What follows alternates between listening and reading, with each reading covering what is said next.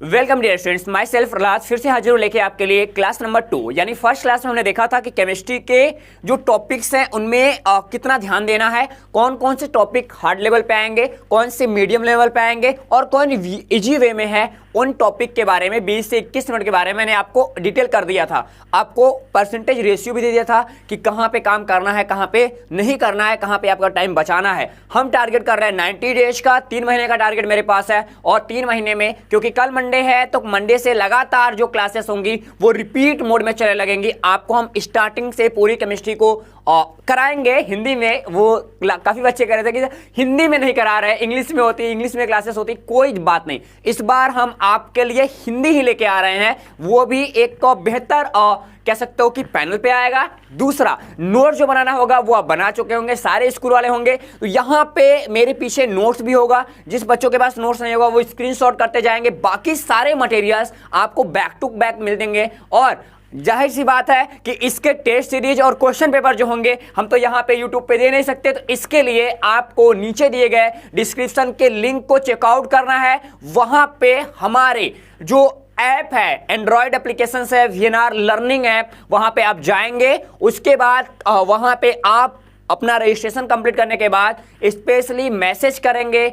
उसके बाद हम आपको एक बैच बना के 2021-22 का उसमें ऐड कर देंगे। वहां पे सारे क्वेश्चन पेपर, डाउट्स जितने भी होंगे आप पूछ सकते हैं, और आपको वहां पे प्रैक्टिस करने के लिए नीट एंड जेईई के लिए हम मल्टीपल चॉइस क्वेश्चन भी प्रोवाइड करते रहेंगे। तो चलते हैं, स्टार्ट करते हैं आज का ये सेशन। हम डिटेल करने वाले हैं इस वीडियो में कि जो हमारे पास आज के समय की बात कर रहा हूं कि आज हमारे पास जो 70% हमारा बचा है। देखो यहाँ पे जो 70% सिलेबस बचा है वो 70% सिलेबस क्या कह रहा है, केवल हम प्रश्न पत्र की बात कर रहे हैं, यानी हम केवल थ्योरी सेक्शंस की बात करेंगे जो पेपर पॉइंट से इंपॉर्टेंट होने वाला है। यानी 70%, यानी यहां से 70 नंबर लेके जाने हैं, यानी हर परसेंटेज आपके लिए 1 नंबर दे के जाएगा। ठीक, तो चलते हैं। यहां पे देखो कि ये जो बता रहा है, यहां पे हमको क्या ध्यान देना है। नोट यहां पे कह रहा है कि इसमें 70 अंकों का एक प्रश्न पत्र होगा, वो 30 अंकों का एक प्रायोगिक परीक्षाएं भी होंगी, एक प्रैक्टिकल होगा। आप लोग प्रैक्टिकल फाइल बना चुके होंगे, खासकर मेरे विद्यालय के जो बच्चे होंगे वो प्रैक्टिकल फाइल अभी रिसेंटली कंप्लीट करा दिया गया है। 10-15 जैसे उनके प्रैक्टिकल कंप्लीट हुए होंगे वो लोग कर लिए होंगे। तो आपको बता दूं कि प्रैक्टिकल का जो डेट है वो आपको 20 फरवरी से पहले देखने के लिए मिल जाएगा। तो आप पहले डाउट अपना क्लियर करके प्रैक्टिकल की फाइल बना ले, चार्ट पेपर बना ले, क्योंकि जैसे जैसे टाइम बीतेगा आपको प्रैक्टिकल की फाइल बनानी पड़ेगी, चार्ट पेपर बनाना पड़ेगा, एक बार उसको रिवाइज करना पड़ेगा, सारे क्वेश्चंस देखने पड़ेंगे। तो आपके इसका जो इफेक्ट होगा वो बोर्ड रिजल्ट पे आएगा, और बोर्ड रिजल्ट का जो तैयारी है उस पे, यानी बोर्ड की जो तैयारी है उस पे कहीं ना कहीं आपको दबाव बनने लगेगा। तो पहले से ये काम जो है उसको करके आप फिनिश कर लीजिए, ताकि आप सही तरीके से रिस्पॉन्स कर पाए बोर्ड के लिए। अब क्या कह रहे हैं स्टूडेंट, यहाँ पे आप बताओ 23 नंबर आपको चाहिए होता है 70 में, यानी जो हमारा 70 नंबर का होगा। ठीक, 70 नंबर की जो नामांकन यहाँ पे हम करते हैं, ठीक, वहां से हमको कितना 23 नंबर चाहिए होता है। और दूसरा सेक्शन जो 30 नंबर का होता है, क्या होता है, 30 नंबर का होता है। इस 30 नंबरों की बात करें, क्या इस 30 नंबर की बात करें तो हमारे पास हमको 10 नंबर चाहिए होता है। क्या 10 नंबर चाहिए हो, ऐसा मिला के कुल 33 अंक की प्राप्ति कर लेंगे। लेकिन आपको बता दूं कि यहां पे हमको किसी भी 33 नंबर के लिए पढ़ाई नहीं कर रहे हैं, और मैं 33 नंबर के लिए पढ़ा भी नहीं रहा हूं, आपको बता भी नहीं रहा हूं। ठीक, जाहिर सी बात है कि मैं ऑफलाइन कोचिंग बंद कर दिया हूं। ऑफलाइन कोचिंग बंद करने के बाद मेरे पास समय बच रहा था 3 घंटे का, और 3 घंटे में मैंने सोचा कि क्यों ना हमारे जो 10वीं और 12वीं के स्टूडेंट्स हैं हम उनके लिए कुछ कर पाए। उनके लिए 2 घंटे तो दे ही सकते हैं, ताकि आपका भी रिवीजन हो, क्योंकि एमएससी बीएससी में आप मेरे साथ मेरा हेल्प करेंगे, क्योंकि मैं वहां पे आपके लिए प्रॉपर अपने बुक्स और टेस्ट बाकी मटेरियल के साथ मिलता रहता हूं। तो चले थोड़ा सा आगे चलते हैं, देखते हैं एक और डिटेल क्लास, ताकि हम आपको करा सके पूरा यहां पे कंप्लीट बंडल। आपको देखो बात करेंगे सबसे पहले हम यहां पे यूनिट नंबर फर्स्ट की। किसकी बात करेंगे, हम बात करेंगे यूनिट नंबर फर्स्ट की, क्योंकि यहां पे जो चैप्टर नंबर फर्स्ट हमारे पास बचता है वो काफी ज्यादा वेरिएटिव है, यानी काफी ज्यादा इसमें वेरिएशन आएगा, और इस वेरिएशन को बड़ा ध्यान से हमको देखना भी होगा। सबसे पहले यहां पे आपको दिख रहा होगा यूनिट फर्स्ट। क्या दिख रहा है, यूनिट नंबर फर्स्ट आपको दिख रहा होगा। जब यूनिट फर्स्ट आपको दिख रहा होगा तो जाहिर सी बात है कि और कुछ दिख रहा होगा, यानी यहाँ पे आपको टॉपिक भी मैंने मेंशन कर दिया है। क्या मैं यहाँ पे आपको टॉपिक भी मेंशन कर चुका हूँ, ठीक।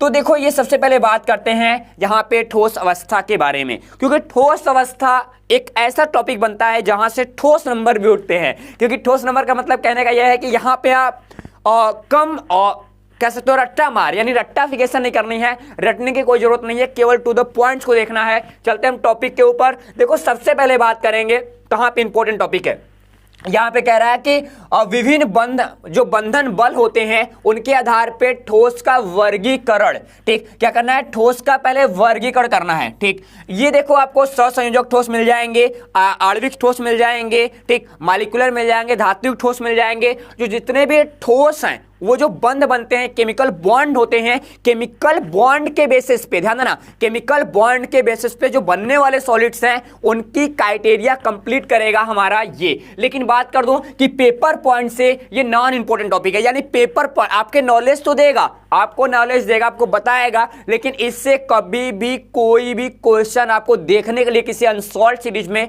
नहीं मिलेगा। क्योंकि मैं अनसॉल्व भी कराऊंगा आपको, हफ्ते में एक अनसॉल्व कराऊंगा सैटरडे के दिन, मतलब सैटरडे जो होगा उसमें अनसॉल्व ही हम करेंगे, वेरीफाई करेंगे, उसका आंसर भी दूंगा निकाल के आपको।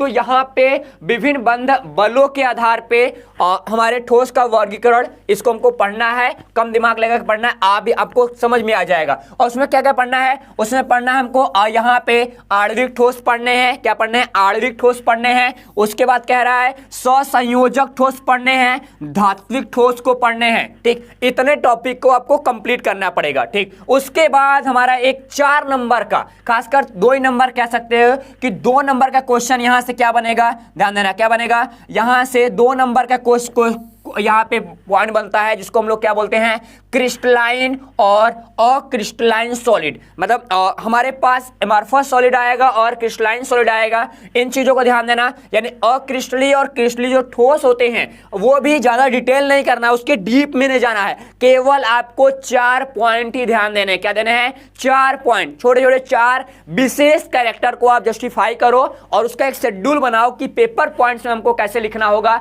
इसके बारे में, ठीक। ये बोल रहा है, यहां पे दे भी दिया है प्रारंभिक परिचय, यानी डिटेल नहीं करने हैं हमको, केवल ऊपर से पढ़ने हैं।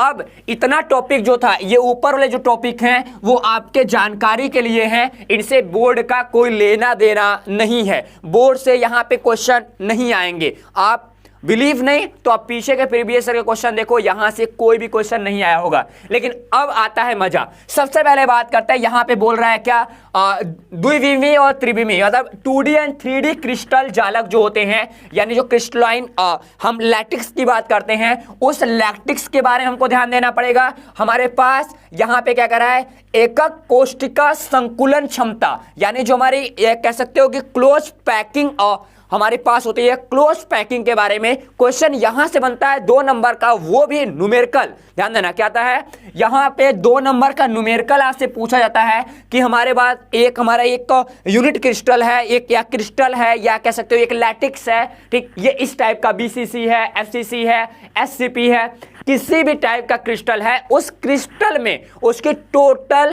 कैपेसिटी कितनी है, ठीक। ये ध्यान देना, क्या है, उसकी पूरी कैपेसिटी कितनी है। तो संकुलन क्षमता के बारे में बात करेंगे। उसके बाद हम लोग एक सिंपल यानी यूनिट सेल के लिए क्या करेंगे, यूनिट सेल के लिए घनत्व निकालेंगे, यानी इसकी डेंसिटी की बात करेंगे, D को जस्टिफाई करेंगे। और आपको बता दूं, देखो बच्चा पार्टी एक चीज ध्यान देना, ठीक। ये घनत्व वाले क्वेश्चन ना, यहां से ये संकुलन क्षमता वाले क्वेश्चन के लिए 2 नंबर जाता है, और ये जो घनत्व वाला है यहां से न्यूमेरिकल, इन दोनों से न्यूमेरिकल ही आएगा। न्यूमेरिकल घनत्व की परिकलन करना है, गणना करना है, ठीक। ठोसों के संकुलन की गणना करना है, ठीक। उसके बाद रिक्तिकाएं, वाइड्स 4 प्रकार के होंगे, उनको भी देख रहा है। उसके बाद घनीय कोष्ठक, जो हमारे पास क्यूबिक यूनिट सेल्स होते हैं, उनके बारे में बात करना है, और उनकी कुल टोटल अणुओं की संख्या या परमाणुओं की संख्या कितनी होती है उस पूरे क्यूबिक में, उसको बात करना है। और सबसे मोस्ट इंपॉर्टेंट बिंदु दोष पढ़ने हैं। और इसके बाद आपको ना मैग्नेटिक कैरेक्टर में जाना है, ना ही यहाँ पे कोई भी चालक के बारे में, अर्ध चालक के बारे में पढ़ना है, ना ही यहाँ पे कोई हमको जो हमारे अलग क्राइटेरिया हैं इस चैप्टर्स के, उस पर कभी भी फोकस नहीं करना है।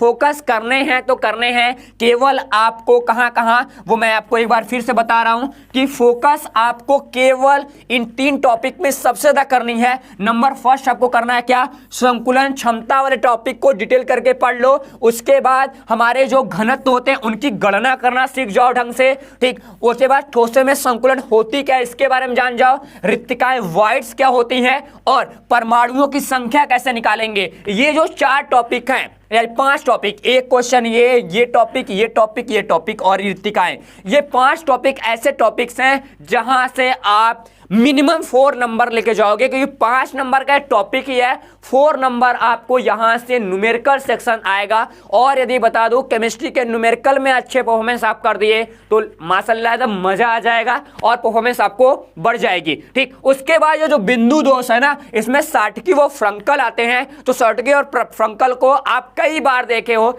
एक नजर में याद आता है, यानी इतना खूबसूरत बंदा है कि एक बार देखो काम तमाम हो गया उसका। तो एक बार आप इसको जरूर जस्टिफाई कर लीजिएगा, लेकिन हमारा फोकस रहेगा इन 5 पॉइंट पे, यानी इनमें केवल आपको 5 कह सकते हो पॉइंट ही ध्यान देना है। मैंने यहां पे बता रखा है, देखो टाइम लगेगा, लेकिन एक्सप्लेनेशन में टाइम लगता है, इसीलिए कोई जल्दी इसको करेगा नहीं। रीजन ये है कि इसमें टाइम जाता है। क्या होता है, इसमें टाइम जाता है, ठीक। तो ये चीज जाएगा, टाइम जाए, हमसे टाइम से नहीं मतलब है, हमको मतलब है टू द पॉइंट से, कि टू द पॉइंट कितना क्लियर हो रहा है। क्योंकि हमारा मतलब टू द पॉइंट इसलिए है कि ताकि हम आपको सही तरीके से करा सके और यहाँ पे डिटेल भी करा सके कि भाई साहब ये डिटेल भी होना जरूरी है, क्योंकि यहाँ से हमसे क्वेश्चन भी पूछे जाएंगे, और जब क्वेश्चन पूछे जाएंगे तो हमारे पॉइंट्स भी क्लियर होने चाहिए।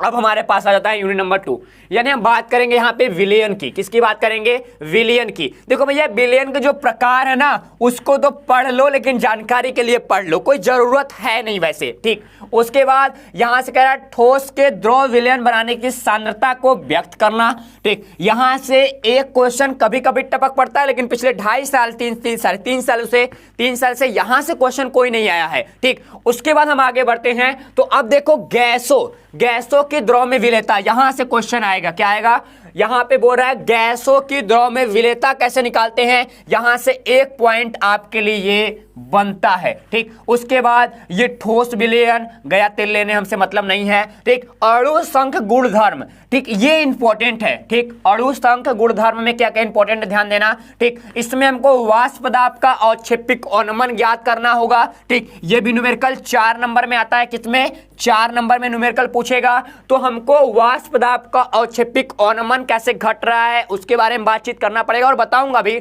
डिटेल करके बताऊंगा। आपको टेंशन नहीं लेना है क्योंकि मैं आ गया हूं, कोई दिक्कत नहीं। आगे चलते हैं, राउल्ट के नियम, ये तो इतनी बार पूछा गया है ना, कोई लिमिटेशन नहीं। जैसे लगता है कि जो पेपर बनाने दादाजी नहीं है उनको बार बार राउल्ट ही आते हैं सपने में, लगता है उनको परेशान किए होंगे। आंसर उठा के देखो तो इतनी बार पूछा गया है, क्या बताया जाए, ठीक। तो भैया हम पढ़ लेंगे, यहां से थ्योरी आती है, ठीक। ये न्यूमेरिकल पॉइंट्स है, लेकिन ये थ्योरी पॉइंट्स है, ठीक। थ्योरी ये है, ध्यान देना, एक एक पॉइंट करते जाना। उसके बाद हम क्वथनांक की बात करेंगे। क्वथनांक का उन्नयन जो होता है यहां से न्यूमेरिकल आता है। हिमांक का अवनमन भी न्यूमेरिकल सेक्शंस है, ठीक। और हमारे पास पराशर दाब, ये भी हमारा कह सकते हो क्या है, न्यूमेरिकल सेक्शन है। लास्ट न्यूमेरिकल यहां से एक और आएगा, अणु संघ गुणधर्म द्वारा आणविक द्रव्यमान की गणना करना, लेकिन कभी कभी आता है। जब भी आएगा ना, 4 नंबर में आएगा। कितने में आएगा, 4 नंबर में आएगा। तो ध्यान देना पॉइंट कहां पे, एक हमारे पास इस चैप्टर के लिए सबसे बड़ी चीज है कि हमको 2 चीजें याद करनी है, ठीक। क्या याद करनी है, गैस की द्रव में विलेयता वाली थ्योरी याद करनी है, ठोस विलयन क्या होता है इसके बारे में बात करना है, अणु संघ गुणधर्म के बारे में बात करना है, और राउल्ट के नियम के बारे में बात करना है। थ्योरी सेक्शंस में वही बात करेंगे हम लोग न्यूमेरिकल सेक्शंस में। तो न्यूमेरिकल में हमको ये चीज ध्यान देना है कि सबसे बड़ी बात कि हमको ध्यान देना यहां से वाष्प दाब के औक्षेपिक अवनमन क्या होता है, क्वथनांक का उन्नयन कैसे जस्टिफाई करते हैं, छोटे छोटे फार्मूला है, एक ही फार्मूला है। यहाँ पे टीएफ और केबी के अंतर, केएफ और केबी के अंतर काफी ज्यादा वेरिएशंस आया है,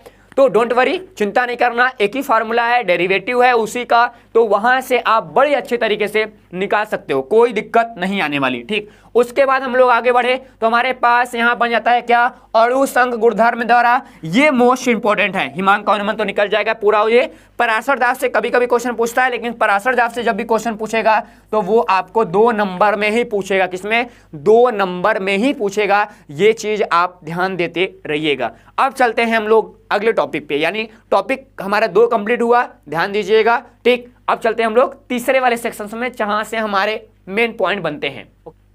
अब देखो बात करते हैं यहां से थर्ड चैप्टर की। हमारे पास तीसरा पॉइंट आ चुका है, चैप्टर नंबर 3 आ चुका है, लेकिन यहां से ध्यान देना मोस्ट इंपॉर्टेंट है। सारे टॉपिक को क्लियर कर लो स्टूडेंट, क्योंकि यहां से ये पॉइंट्स आपको ना कभी कोई बताएगा ना ही कभी कोई बताया होगा। रीजन ये है कि वेरिएशन इतना ज्यादा है कि हम क्या बताएं। ठीक, इसीलिए कोई भी इसके बारे में जल्दी बात भी नहीं करेगा आपसे। रीजन ये है कि पॉइंट टू पॉइंट्स अनसॉल्व को क्लियर ही करना पड़ेगा। ठीक, तो अब देखो हम लोग यहां से बात करते हैं वैद्युत रसायन के सेक्शंस की। वैद्युत रसायन के सेक्शन की जब बात करते हैं तो हमारे पास सबसे पहले क्या निकल के आता है?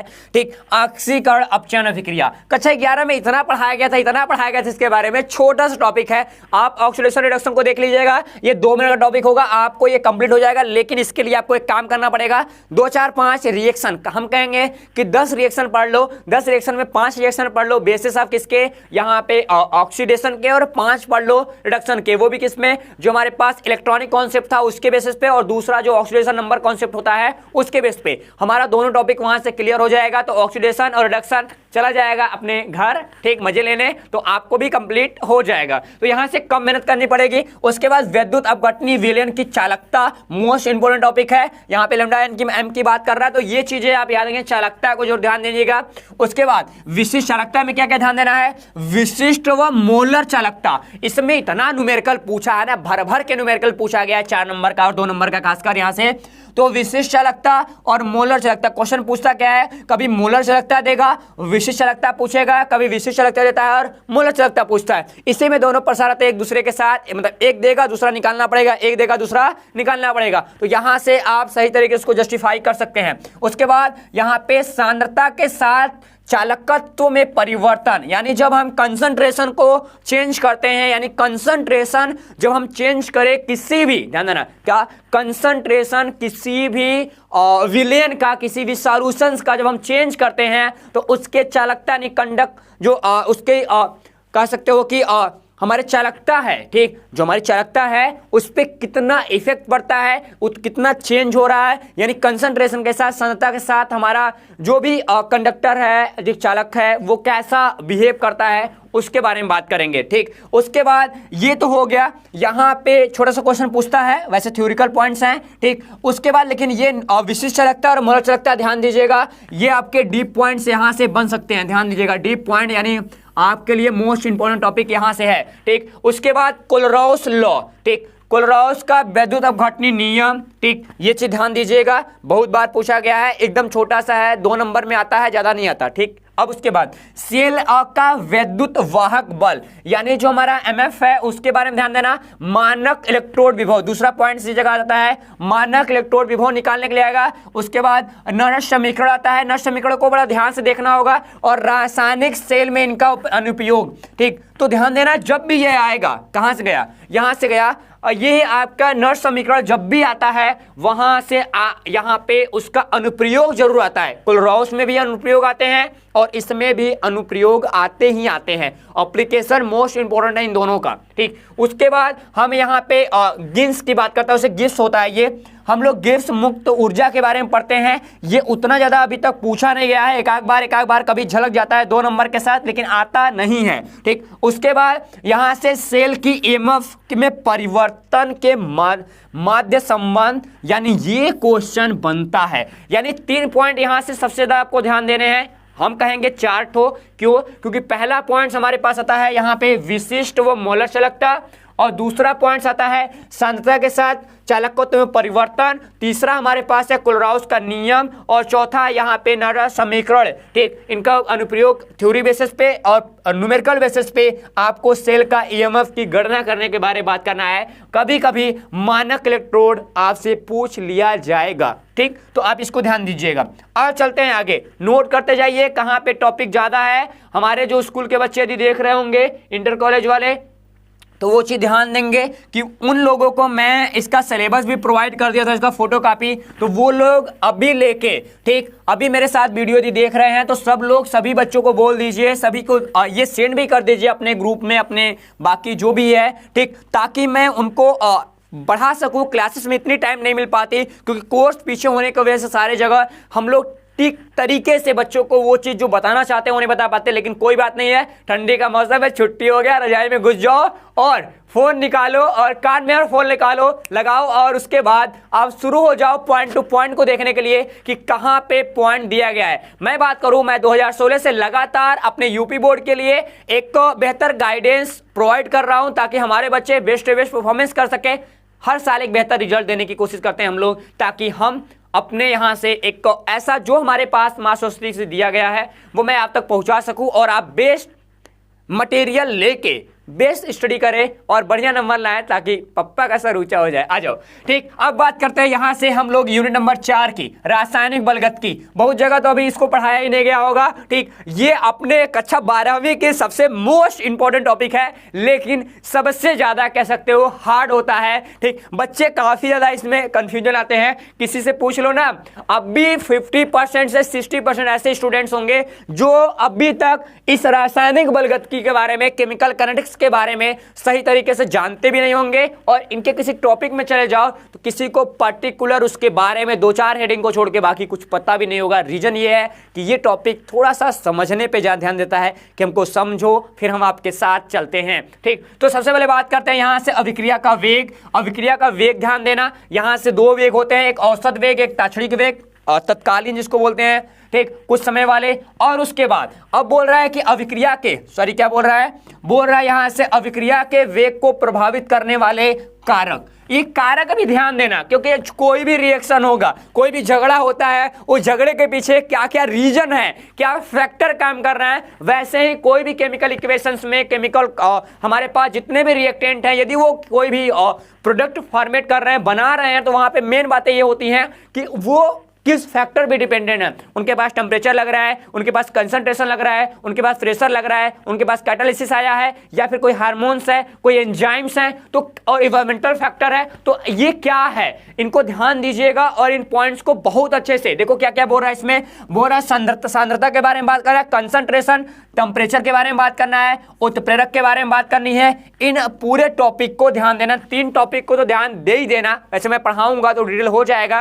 ठीक। वैसे आगे अभिक्रिया की कोटि आ गया मजेदार। अभी तो यहां से छोटे छोटे क्वेश्चन आते हैं, एक नंबर 2 नंबर के, लेकिन अब मजेदार आता है अभिक्रिया की कोटि। जीरो ऑर्डर रिएक्शन, जीरो कोटि की अभिक्रिया, जिसको शून्य कोटि की अभिक्रिया कहते हैं, शून्य कोटि की अभिक्रिया आ जाएगी। शून्य कोटि के बाद फर्स्ट कोटि की, प्रथम कोटि की अभिक्रिया, द्वितीय कोटि की अभिक्रिया, तृतीय कोटि की अभिक्रिया, चतुर्थ कोटि की अभिक्रिया। ये हायर क्लासेस में है, लेकिन आपको 2 ही पढ़ना है, प्राइमरी जीरो पढ़ना है और प्राइमरी पढ़ना है। सेकेंडरी कभी कभी पूछता है, लेकिन आप फोकस करेंगे केवल जीरो और मतलब शून्य कोटि की अभिक्रिया और प्रथम कोटि की अभिक्रिया पे, और बाकी आपके पेपर में नहीं आएगा, ये ध्यान दीजिएगा, ना ही कई सालों से आया होगा। तो आप यहां से अभिक्रिया की कोटि ध्यान देंगे और अभिक्रिया के कोटि में आप एक ही चीज ध्यान देंगे, केवल आपको प्रथम कोटि और शून्य कोटि के बारे में बात करना हो, द्वितीय, तृतीय और चतुर्थ के बारे में किसी भी बारे में ताकना भी नहीं है, देखना भी नहीं, हटा दो, पढ़ाया गया हो नहीं आएगा, वो नंबर आपका चूस लेगा, ठीक।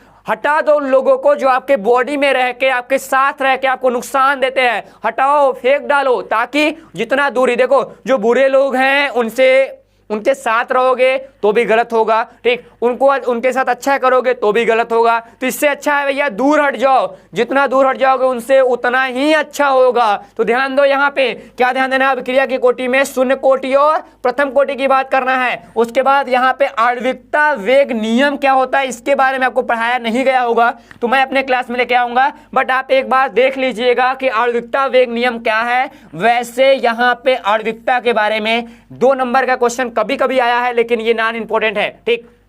उसके बाद विशिष्ट दर ये स्थिरांक, ये भी इंपॉर्टेंट नहीं है। उसके बाद यहाँ पे समाकलित वेग समीकरण, आपको वेग समीकरण के बारे में ध्यान देना होगा, ठीक। दोनों वेग समीकरण हम आपको बताएंगे अभी। ये मोस्ट इंपॉर्टेंट है। अर्धायु जो हाफ लाइफ है ना, ये बड़ा मस्त है। हाफ लाइफ का न्यूमेरिकल आता है 4 नंबर में। लकड़ी का टुकड़ा पिछले 15 साल से जिंदा है, तो बताओ ये कितने साल तक जिंदा रहेगा, ठीक। इसकी एज क्या है, ये सारा निकालने की बात करेंगे। जितने भी हमारे पुरातत्व विज्ञान के लोग हैं, बता देना ये हाथी का दांत इतनी खुदाई में मिला है, इतने साल पुराना है। अरे भाई साहब, वो केमिस्ट्री का देन है, केमिस्ट्री का अर्धायु उसको बताता है, ठीक। ये चीज ध्यान देना। तो यहां से हम अर्धायु पढ़ेंगे, उसके बाद हम क्या करेंगे, अर्धायु किसके लिए, केवल शून्य और प्रथम कोटि की अभिक्रियाओं के लिए पढ़ेंगे, और बाकी का मतलब हमसे नहीं है। कुल मिला के इस चैप्टर की बात करें तो आपको ध्यान कहां देना है, आपको ध्यान देना है प्रथम कोटि, शून्य कोटि कहीं भी मिले चार्ट जाओ। दूसरा क्या करना है, दूसरा आपको ध्यान देना है अभिक्रिया वेग को प्रभावित करने वाले कारक को ध्यान देना है, और आणविकता वेग नियम, यानी 3 पॉइंट, अभिक्रिया की कोटि, उसके बाद अभिक्रिया वेग को प्रभावित करने वाले कारक, और आणविकता वेग नियम क्या है। बस उसके बाद हमारा काम हो गया, ठीक। अब चलते हैं अगले पॉइंट्स में। अगला पॉइंट्स हमारे पास आ जाता है, देखो यहाँ पे आ गया, इसको बोल रहे हैं हम लोग पृष्ठ रसायन, ठीक। बाकी कई जगह तो बच्चों को पता भी नहीं होता कि हमारे सिलेबस में पृष्ठ रसायन भी हमको पढ़ने होते हैं। रीजन ये है कि वो सोचते हैं कि ये पॉइंट है भी कि नहीं है, बड़े हल्के में लेते हैं। लेकिन नहीं भैया, यहाँ से 4 नंबर का क्वेश्चन आपके लिए पूछा जाएगा। क्या 4 नंबर का क्वेश्चन पूछा जाएगा, तो ध्यान देना। ये यूनिट 5 बनाता है, ठीक, यानी आपका चैप्टर नंबर 5 बनाएगा। और इस चैप्टर नंबर 5 में सबसे बड़ी चीज यहाँ से पहला ही इंपॉर्टेंट है, अधिशोषण में हमको ध्यान देना है। मोस्ट इंपॉर्टेंट टॉपिक है। यहाँ से भौतिक अधिशोषण के बारे में बात करना है, और रसायनवेश के बारे में बात करना है, यानी रसायन संश्लेषण के बारे में बात करना है। ये आपके लिए 2 नंबर का टॉपिक मोस्ट इंपॉर्टेंट बनता ही बनता है। उसके बाद ठोस पर गैसों का अवशोषण को प्रभावित करने वाले कारक, ये भी आप देखेंगे तो कभी कभी 2 नंबर में और कभी कभी आपको 4 नंबर में। 3 नंबर में एक आध बार हम देखे थे आया था, लेकिन 2 नंबर में ज्यादा आता है, ठीक। उसके बाद कोलाइडी अवस्था के कोलाइड, ये कभी कभी आए हैं, वैसे नहीं मानना है इसको। वास्तविक विलयन पढ़ लीजिएगा, निलंबन में विभेद पढ़ लीजिएगा। हाँ, द्रव विरागी और द्रव रागी, मतलब इसको बोलते हैं और लिक्विड फिलिक और लिक्विड फोबिक, ठीक। तो इस चीज ध्यान देने का, द्रव रोगी क्या है, रोगी क्या है, द्रव विरोगी क्या है, इनके बारे में तो ध्यान देना। इसको हाइड्रोफिलिक को सॉल्यूशन, और उसके बाद हाइड्रोफोबिक सॉल्यूशंस क्या होते हैं, ठीक, उनको थोड़ा ध्यान दीजिएगा। मतलब द्रव से प्यार करने वाले, यानी जल से प्यार करने वाले लोग, और जल से नफरत करने वाले लोग क्या होते हैं, उनको ध्यान दीजिएगा। ये दोनों इंपॉर्टेंट टॉपिक है, और वो हमारा अधिशोषण। उसके बाद हम बात करेंगे बहुआण्विक व बृहद आणविक कोलाइड, इसको पढ़ लीजिएगा नॉन इंपॉर्टेंट बोर्ड के लिए, ठीक। लेकिन कोलाइड का गुणधर्म जरूर पढ़िएगा। ये आपसे कभी कभी 1 नंबर में पूछा जा सकता है। क्या 1 नंबर में कभी कभी आपसे पूछा जा सकता है। लेकिन भैया टिंडल इफेक्ट को मत बोलिएगा, टिप्पणी आपको 2 नंबर, 1 नंबर में टिंडल इफेक्ट आता है,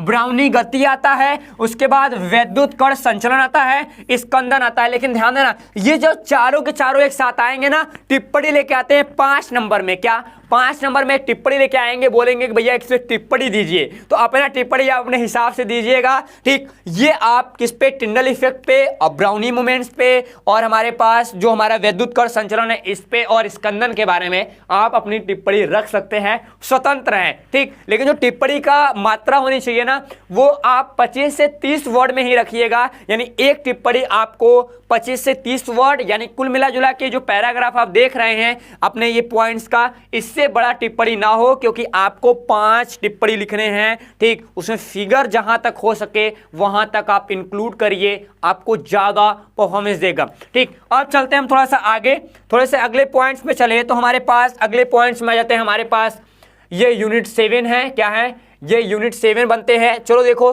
अब यूनिट 7 क्या कह रहा है। हम लोग जब यूनिट 7 की बात करते हैं, सबसे पहले तो यहाँ पे हमारे पास क्या आ रहा है, हमारे पास आ रहा है कि पी ब्लॉक एलिमेंट्स, किसकी बात कर रहा है, बात कर रहे हैं पी ब्लॉक एलिमेंट्स के बारे में। हम यहाँ पे पी ब्लॉक एलिमेंट्स जो हमारे होते हैं, पी ब्लॉक के तत्व होते हैं, ठीक, वो दो क्राइटेरिया में डिवाइड कर दिया गया है। यानी इसके कुछ पार्ट्स को हम क्लास 11th में रीड करते हैं और कुछ पार्ट्स को हम लोग क्लास 12th में। तो क्लास 11th की बात करेंगे, वहां पे 13 और 14 जो ग्रुप था, यानी ग्रुप नंबर 13 और 14 जो था वो क्लास 11th में पढ़ा दिया गया था। लेकिन जो बाकी चीजें थी, ग्रुप नंबर 15, 16, 17 और 18 जो थी उसको हम लोग अभी रिसेंटली 12 में पढ़ेंगे, आप पढ़ चुके होंगे वैसे, ठीक। अब बात करते हैं सामान्य इलेक्ट्रॉनिक कॉन्फ़िगरेशन। ये सबको आता है, कोई दिक्कत नहीं है, ठीक। क्या आता है, सबको आता है, कोई दिक्कत नहीं है। बड़े आसानी से आप बाउ का नियम लगा के इसका इलेक्ट्रॉनिक कॉन्फ़िगरेशन कर सकते हैं, वो क्लास 9th में सबको आ जाती है, ठीक। उसके बाद उपलब्धता के बारे में कभी नहीं पूछेगा। आक्सीकरण अवस्थाएं एक लाइन में खत्म हो जाएंगी। भौतिक अवस्थाएं, जल्दी भौतिक गुण जो होगा वो पूरे पी ब्लॉक का पढ़िएगा, ध्यान देना, पी ब्लॉक के पूरे लोगों को पढ़िएगा, अभी बात होगा नीचे, ठीक। उसके बाद रासायनिक गुण को देखना है, मोस्ट इंपोर्टेंट यहां से यही बनता है, रासायनिक गुण ही सेक्शन, ध्यान देना, ये पॉइंट्स आप याद रखिएगा, ठीक। उसके बाद हमको सबसे पहला पॉइंट याद रखना है, नाइट्रोजन का निर्माण विधि, ये प्रैक्टिकल आएगा, ठीक। उसके गुणधर्म, उपयोग और नाइट्रोजन के यौगिक, अमोनिया की बात करना है और नाइट्रिक अम्ल की बात करना है। यानी कुल मिला जुला के देखा जाए तो यहाँ पे जो हमारा 15 के लोग हैं, यानी ग्रुप नंबर 15 के जो लोग हैं वहां नाइट्रोजन, यानी हम बात करेंगे यहाँ पे किसके लिए, हम बात करेंगे यहाँ पे N2 के लिए, ठीक। हम बात करेंगे यहाँ पे नाइट्रोजन युक्त अमोनिया के बारे में, NH3 के बारे में, ठीक। और हम लोग बात करेंगे HNO3 के बारे में, क्योंकि ये तीनों के तीनों जो हैं वो हमारे पेपर पॉइंट्स में आए हुए हैं। क्या पेपर पॉइंट्स में हैं, यानी इन्हीं तीनों का हमको निर्माण विधि देखना है। और बाकी किसी का निर्माण विधि और बाकी किसी कंपाउंड के बारे में आप पढ़े हैं तो वो पेपर में इस साल नहीं आने वाले, क्योंकि 30% सिलेबस में वो नहीं है, ठीक। चलते हैं आगे।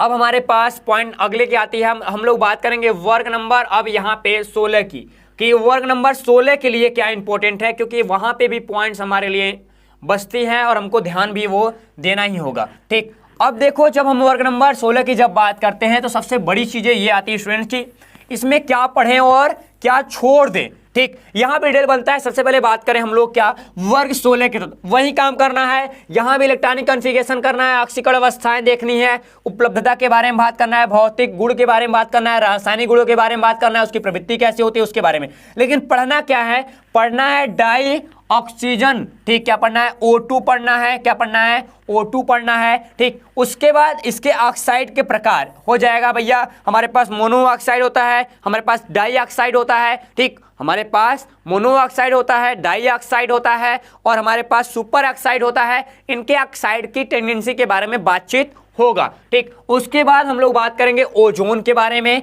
क्या बात करेंगे, ओजोन O3 के बारे में, क्या बात करेंगे, O3 के बारे में। अब हम बात करेंगे सल्फर के अपरूप, आप याद कर लीजिएगा, सल्फर युक्त यौगिक के बारे में हम लोग बात करेंगे। SO3 कभी कभी लोग पूछते हैं, वैसे SO3 आपके लिए नॉन इंपॉर्टेंट है, आप SO2 को पढ़ो, SO2 पढ़ना होगा।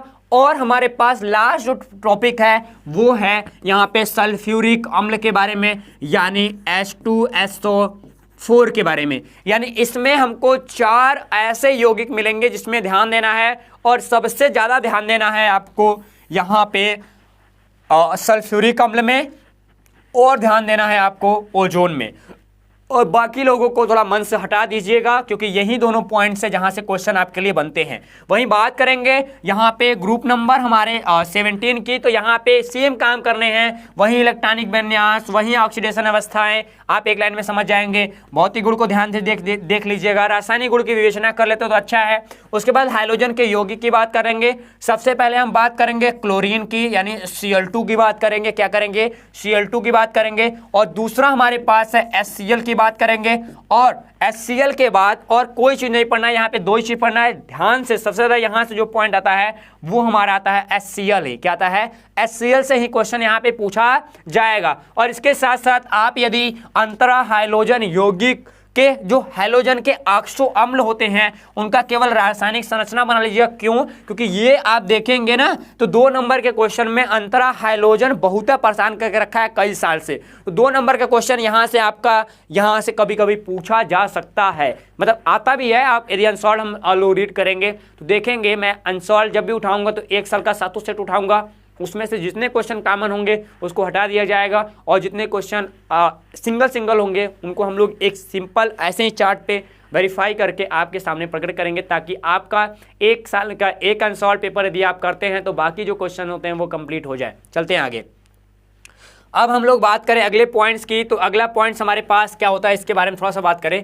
ठीक, थोड़ा सा जब हम बात करते हैं तो सबसे पहले देखें तो हमारे पास अब अगले पॉइंट्स में यहां से बात करें ग्रुप नंबर 18 की। किसकी बात करेंगे? ग्रुप नंबर 18 की बात करेंगे। ये देखो स्टूडेंट, सबसे पहले बात जब होती है ग्रुप नंबर 18 की तो हमारे पास आता है क्या, एक वही चीजें, फिर इलेक्ट्रॉनिक कॉन्फ़िगरेशन बहुत इजी है, लेकिन ये 1 नंबर इससे आता है। केवल 1 नंबर पूछा जाएगा। क्या? केवल 1 नंबर पूछा जाएगा। सामान्य परिचय पूछेगा इलेक्ट्रॉनिक कॉन्फ़िगरेशन की। यहाँ पे हमारे पास रासायनिक भौतिक गुणधर्म पूछना जाएगा, तो भौतिक गुणधर्म तो ठीक है। ठीक, उसके बाद रासायनिक प्रवृत्तियां पढ़ लीजिएगा। ठीक, इसमें जेनॉन है, सबसे ज्यादा जेनॉन से, और हाँ जेनॉन से सबसे ज्यादा जेनॉन से ही पूछता है। तो जेनॉन को ठीक आप मस्ट यानी XE की बात करें तो आप इसको बड़ा ध्यान से पढ़ लीजिएगा। उपयोग के बारे में आप जरूर ध्यान दीजिएगा, कहाँ कहाँ इसका उपयोग होता है। ठीक, उसके बाद जब हम बात करते हैं अपने इकाई नंबर 8 यानी डी ब्लॉक एलिमेंट्स के बारे में, तो ये बड़ा ध्यान देने वाली बात है कि डी ब्लॉक एलिमेंट्स में कितना हम बता रहे हैं बच्चों को और कितना पूछा जाएगा। ठीक, तो सबसे पहले बात कर लेते हैं यहाँ से अपने छोटे छोटे फिर वही पॉइंट्स की। ठीक, तो ये देख पा रहे हैं आपकी यहाँ से क्या कर रहा है, डी ब्लॉक की बात कर रहा है और डी ब्लॉक में सबसे पहले बात करेगा इलेक्ट्रॉनिक का विन्यास की, ये सबको पता है।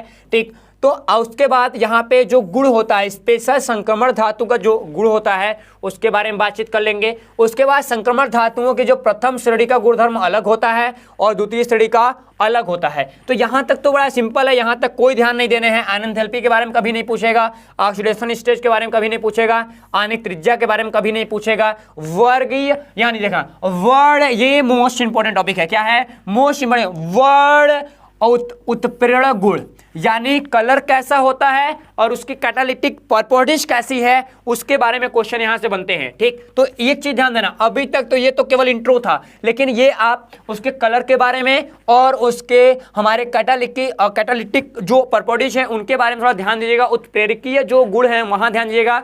चुंबकीय मैग्नेटिक गुणधर्म के बारे में बात करते हैं।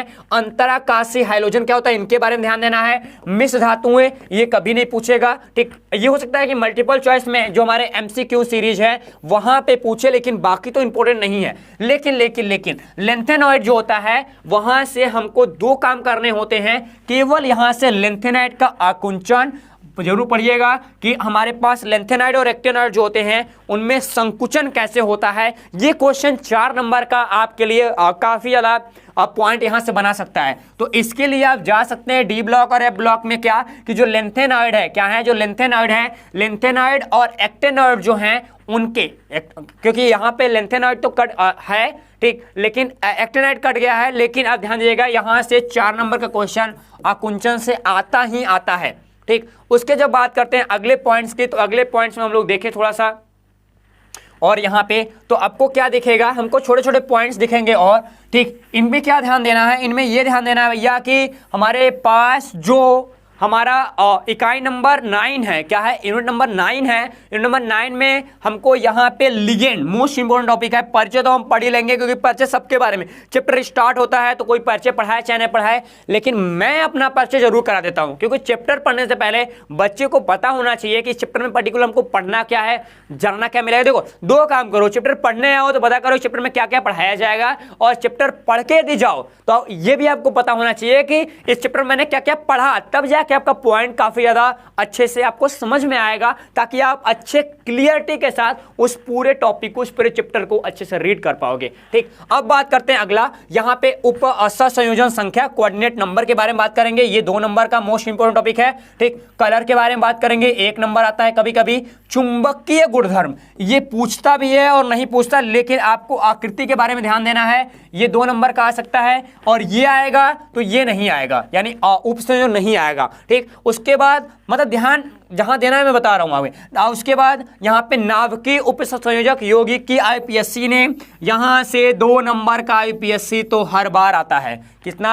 2 नंबर का आईपीएससी आता है, 2 दिन में आ जाएगा। डोंट वरी, चिंता मत करना, ये चैप्टर 3 दिन में खत्म होता है। यानी इस चैप्टर की बात करें तो हम यदि अपनी बात करते हैं तो हम 200 मिनट यानी 200 मिनट नॉन स्टॉप यदि क्लास लेते हैं तो ये टॉपिक पूरा खत्म, केला खत्म हो जाएगा, इसका सब काम क्लियर हो जाएगा। उसके बाद नामकरण क्या है, पीएससी नामकरण हम इसको कर लेंगे, इसके सारे रूल बता देंगे, सारे लिगेंड्स को आपको जानकारी दे देंगे, आपका खत्म हो जाएगा। इसके बंध कैसे लगते हैं, कौन कौन हमारे कोऑर्डिनेट बॉन्ड क्या होते हैं उनके बारे में आपने पढ़ा होगा। Dot dot dot dot line वाली आपने पढ़ा होगा। एक ये हमारे शेयरिंग बॉन्ड, इसको हाइड्रोजन बॉन्ड कहते हैं, इसको हम लोग स्पेशली कोवलेंट बॉन्ड कहते हैं। एक होता है आयनिक बॉन्ड होता है, और एक हमारे पास यानी कोऑर्डिनेट बॉन्ड होता है। ठीक, वार्नर थ्योरी, ये तो भैया बड़ा इंपॉर्टेंट है 4 नंबर के लिए। ठीक, ये आएंगे तो ये ऊपर से एक को नहीं आएगा। ठीक, लेकिन आईपीएससी जस्ट है। उसके बाद वीवीटी और सीएफटी। देखो वीवीटी और सीएफटी ना एक ऐसा टॉपिक है, वीवीटी तो आप पढ़े थे, वैलेंस बॉन्ड थ्योरी तो आप पढ़े हैं क्या, वैलेंस बॉन्ड थ्योरी पढ़े हैं, और ये नहीं पढ़े होंगे, ये है एमएससी का टॉपिक। ये जब से एनसीईआरटी आई है तब से ये डाल दिया गया है, ध्यान दीजिएगा। सीएफटी मतलब क्रिस्टल फील्ड थ्योरी को हमको यहां से पढ़ना पड़ेगा। तो डोंट वरी, चिंता नहीं करना है अपन को हर एक चीजों को बड़ा ध्यान से समझना पड़ेगा। देखो ये रहा बुक नंबर 1 यानी कि इसका किताब नंबर पहले का पूरा डिटेल और कह सकते हो एक्सप्लेनेशन। हम लोग एक किताब को एक्सप्लेनेशन कर लिए क्योंकि यहाँ पे 40 मिनट का क्लास हो गया होगा। तो आज के लिए बस विदा लेते हैं, कल मिलते हैं बुक नंबर 2 के लिए, क्योंकि ये जो आपका सेशन था ये केवल हमारा जो बुक 1 है केमिस्ट्री वाला उसको कवर करता है। जो बुक 2 है उसको मिलते हैं नेक्स्ट वीडियो में, यानी पार्ट नंबर 3 में लेके आपके केमिस्ट्री का, ताकि आपको हर एक पॉइंट डिटेल कर सके। तो तब तक के लिए टेक केयर, बाय बाय। और पूरा वीडियो देखिएगा, सबको बोलिएगा कि हम अपने लिए मतलब आपके लिए स्पेशली पूरा एक चैनल डिजाइन किए हैं, विनार ऑनलाइन स्कूल, जहां पे क्लास 9 to 12 की सारी इंफॉर्मेटिव वीडियो एंड बाकी जो डिटेल्स हैं, बाकी चैप्टर्स टॉपिक हैं, वो पूरा मैं कराऊंगा। तब तक मिलते हैं अगले क्लास में, तब तक के लिए लेते हैं आपसे विदा। आप सभी को गुड बाय एंड जय हिंद।